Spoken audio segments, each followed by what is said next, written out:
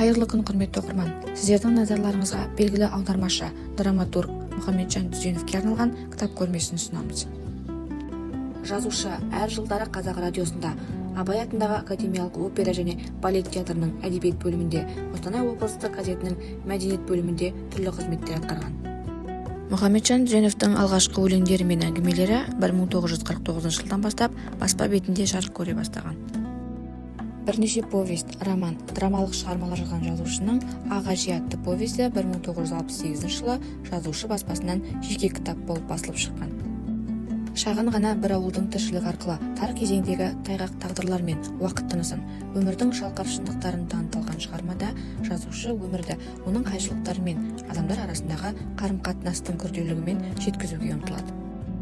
Бірнеше повесть, роман, драмалық шығармалар жазған жазушының «Ұзақтың жолы», «Әке болғым келеді», «Тілектестің тұяғы», «Ант» атты романдары оның суреткерлік қарымын танытып, әдебиеттегі орнын айқындап берді. Мұхамеджан Дүзеновтың бірнеше туындылары орыс тіліне де аударылып, Советский писатель баспасынан бірнеше рет басылып шыққан.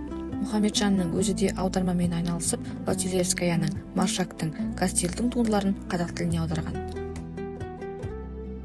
Ғафу Қайырбеков, Ілияс Иземберлин секілді замандастары жазушыға өз туындыларын арнап, оның әдебиеттегі бейнесін жасаса, әдебиет сыншысы Зейнолла Серікқалиұлы Мұхамеджан шығармаларын талдап жазып, жазушы шығармашылығының ерекшеліктерін ашып берген еді.